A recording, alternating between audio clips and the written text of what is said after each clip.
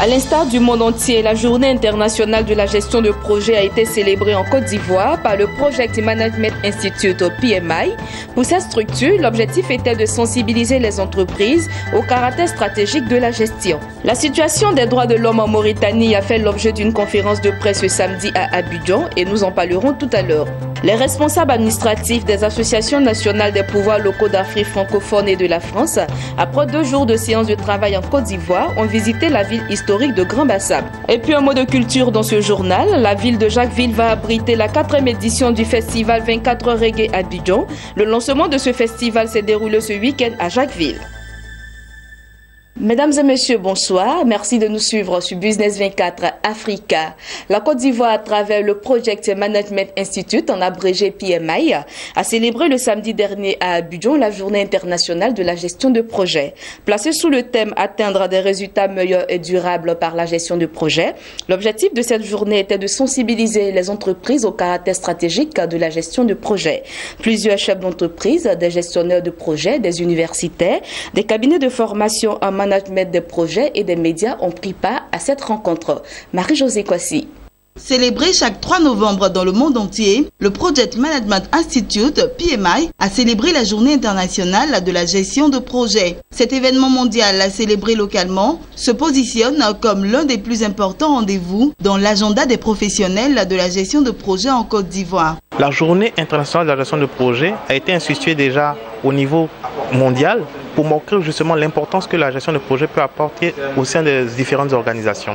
Cette journée de sensibilisation vise à montrer à toutes les organisations que l'importance de la gestion de projet au sein des organisations et finalement dans tous les projets de la vie courante. Plusieurs communications ont meublé la rencontre. Occasion pour certaines structures de partager leurs expériences en matière de gestion de projet. Atteindre des résultats meilleurs et durables par la gestion de projet, c'est ni plus ni moins mettre la gestion de projet au cœur de son métier,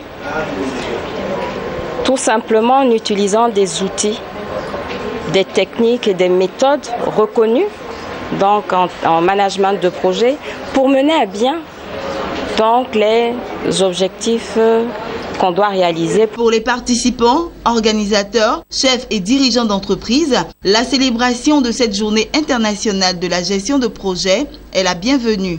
Pour moi, il est important de faire ce déplacement parce qu'en Afrique, nous avons beaucoup de bons projets. Aussi, me semble-t-il que ces projets présentent quelques difficultés. Alors le but de ma visite ici, c'est de me rassurer que les gens se mettent ensemble, s'unissent autour des projets et trouvent des voies et moyens pour bien gérer ces projets qui peuvent contribuer de façon efficace au développement de l'économie locale. Nous sommes ressortis heureux de cette rencontre parce que nous avons fait la rencontre de personnes qui sont aguerries dans la gestion de projets et ils nous ont montré comment permettre à ce que nous puissions mener des projets durables, des projets robustes, permettre à ce que nous ne puissions pas échouer dans la gestion des projets. Fondé en 1969, le Project Management Institute (PMI) est une association professionnelle à but non lucratif qui propose des méthodes de gestion de projet. Le PMI est à ce jour réparti dans 185 pays, dont la Côte d'Ivoire. Il assure à ses adhérents un accès aux ressources de développement de carrière tout en faisant sa promotion auprès des entreprises à travers ses missions. Il s'est tenu le samedi dernier à Abidjan une conférence de presse sur la situation des droits de l'homme en Mauritanie. Conférence à laquelle ont pris part des responsables des communautés mauritaniennes en Côte d'Ivoire. Elle a été animée par une délégation d'ONG de défense des droits de l'homme venue de la République de Mauritanie. Il ressort de la rencontre que la Mauritanie a ratifié à toutes les conventions en matière de gestion des ressources humaines, ce qui lui a permis de connaître une avancée sur la question des droits de l'homme. À la fin de cette conférence, une marche de soutien pour une Mauritanie unie et égalitaire a été organisée dans les rues de la commune de Yopougon. Le reportage est de Lawani Babatunde et Soro Chelina. Mobilisés comme un seul homme, ces responsables des communautés mauritaniennes en Côte d'Ivoire sont venus s'imprégner de l'actualité sur la situation des droits de l'homme dans leur pays d'origine. Au cours de cette conférence, plusieurs informations leur ont été livrées par cette délégation d'ONG de défense des droits de l'homme venue de la République de Mauritanie. À 100% musulman, le pays a ratifié toutes les conventions en matière de gestion des ressources humaines. Avec une population estimée à plus de 3 millions d'habitants, la Mauritanie est composée d'Arabes, de Peuls, de Maraka et de Wolof, traités tous en toute égalité. Nous pensons que la situation de la société des droits de l'homme en Mauritanie depuis 2009, c'est une situation qui a beaucoup évolué. Parce que nous avons vu beaucoup de réalisations sous le régime de son Excellence Mohamed Ould Abdelaziz. Et nous avons eu pour la première fois sous son régime des cas d'esclavage qui ont été effectivement sanctionnés par des peines de justice. Et nous pensons que effectivement par rapport à l'ensemble de cet arsenal juridique mis en place, et l'ensemble des lois et textes qui régissent aujourd'hui cette situation des droits de l'homme en Mauritanie, nous pensons qu'il y a aujourd'hui une nette amélioration de la situation des droits de l'homme. En Mauritanie, l'esclavage, le traitement dégradant de la personne humaine sont interdits par la législation. Et les contrevenants à cette loi sont exposés à une peine d'emprisonnement allant de 5 à 20 ans et de plusieurs millions de francs CFA d'amende. Toute chose qui réjouit la communauté mauritanienne en Côte d'Ivoire, la plus importante à l'extérieur de la Mauritanie. Nos communautés en Côte d'Ivoire sont senties que les gens sont passés en Côte d'Ivoire pour mettre les problèmes entre nous, pour dire qu'il y a l'esclavage en Mauritanie.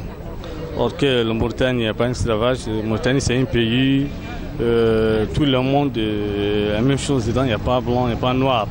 S'il y a une histoire, on peut parler des années avant, je peux dire que ça fait des 100 années en Mauritanie, un problème d'esclavage. Et puis nous en Côte d'Ivoire, c'est notre premier pays aujourd'hui. Sur la Côte d'Ivoire, on peut dire que la Mauritanie ici, c'est la même chose en Mauritanie. On n'a aucun problème, on ne rentre pas dans les politiques, on ne fait pas les politiques et il va nous empêcher dans notre travail en Côte d'Ivoire.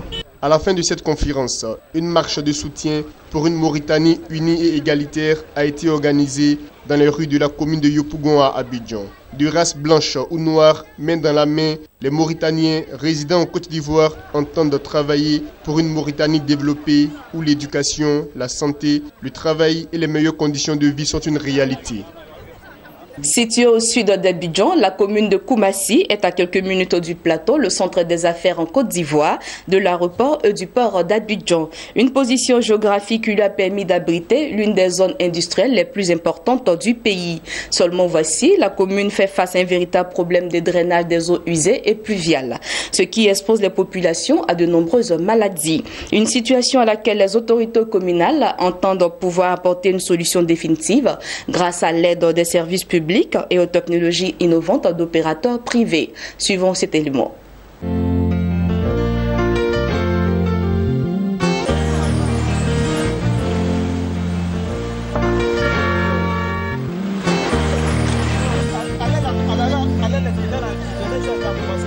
Nous sommes à Koumassi, une des 13 communes du district d'Abidjan. Depuis quelques années, la localité est confrontée à un problème environnemental sans précédent, exposant les populations à de nombreuses maladies.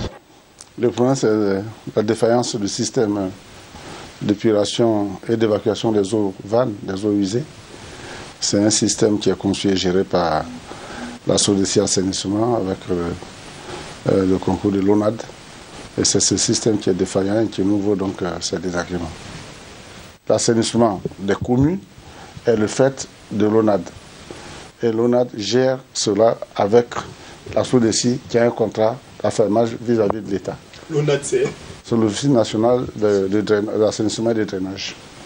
Donc ce sont ces structures-là qui ont la charge. Et nous, ce que nous faisons, c'est le balayage des rues et le curage des caniveaux.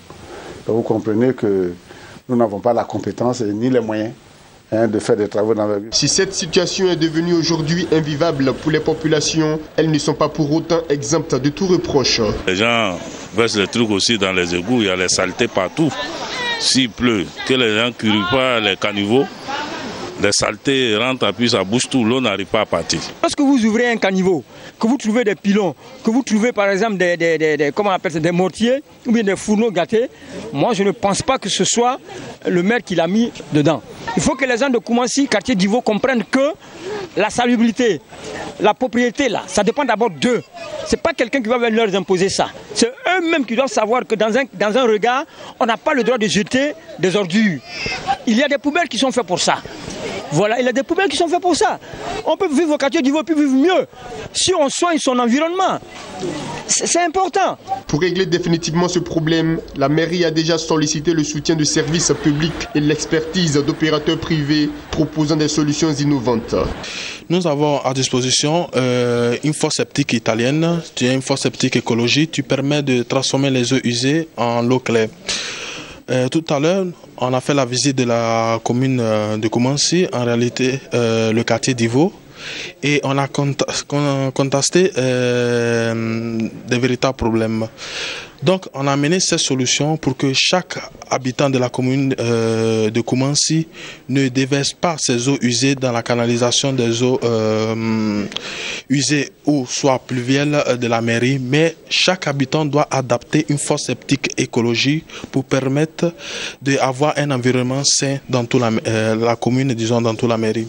Au moment où se tient la COP22 à Marrakech au Maroc, le maire de Koumassi, lui-même habitant de la commune depuis une quarantaine d'années, invite ses populations à adopter un comportement éco-citoyen. Nous disons aux populations, quand vous construisez une maison, vous devez avoir une fosse septique dans votre cour, en attendant qu'il y ait des systèmes d'évacuation des eaux usées.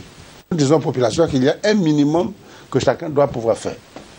En attendant le début des grands travaux annoncés pour le premier trimestre 2017, les populations de Koumassi continuent de vivre dans une commune immergée dans une Côte d'Ivoire pourtant en voie d'émergence.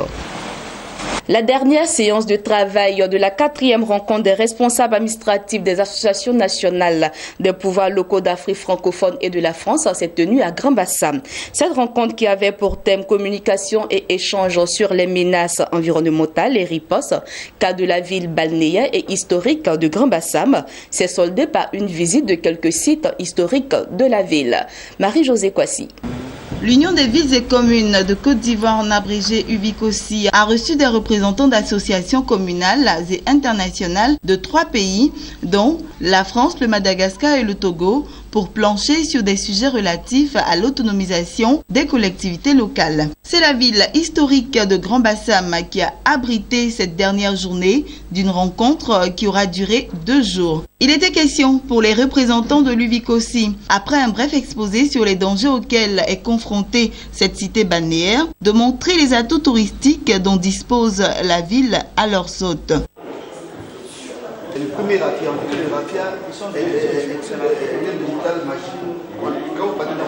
Se prononçant sur la fin de ces 2 journées d'échange, l'hôte venu de France s'est dit heureux de découvrir ce patrimoine. Et aujourd'hui, on fait une visite sur le terrain, et notamment, on finit cet après-midi à Grand-Bassam, mais c'est la première fois que je viens en Côte d'Ivoire et à Grand-Bassam, mais c'est vraiment exceptionnel de voir ce patrimoine, cette histoire, cet enjeu, et c'était très intéressant la réunion que nous avons eue en mairie pour justement comment une mairie en Côte d'Ivoire s'organise avec l'État, avec ses partenaires, pour gérer beaucoup de défis, un enjeu environnemental, un enjeu de sécurité, à la fois faire vivre le patrimoine, mais en même temps investir sur l'avenir pour la population, pour développer les activités, protéger l'environnement, restaurer le patrimoine, développer un tourisme durable pour à la fois créer de l'activité sans attenter à la beauté du site et bien sûr et de tout ce qui est traditionnel et reconnu par l'UNESCO aujourd'hui. Pour le directeur général de l'UVICOSI, cette visite se justifie par le fait que la ville de Grand-Bassam regorge de nombreux monuments historiques. Sur ce site, vous voyez juste à côté, c'est le musée des costumes. Donc après les échanges en salle, nous avons tenu à présenter à nos hôtes de France et d'autres pays d'Afrique, Madagascar, Togo et autres, nous avons tenu à leur présenter donc les monuments historiques de Bassam. À l'instar des premières rencontres des responsables administratifs des associations nationales des pouvoirs publics locaux d'Afrique francophone et de France, cette 4e assise d'Abidjan devrait permettre la consolidation du cadre de concertation en matière de décentralisation et développement local. Les 24 et 25 décembre prochains se tiendra à Jacquesville la 4e édition du festival 24 Reggae Abidjan. La cérémonie de lancement de l'édition 2016 des 24 Reggae Abidjan a eu lieu à Jacquesville. Les fonds récoltés à ce festival serviront à la construction d'un centre d'accueil, de formation et de perfectionnement au métier de l'art. Le compte rendu de nos reporters Massoubi et Soro Chelina.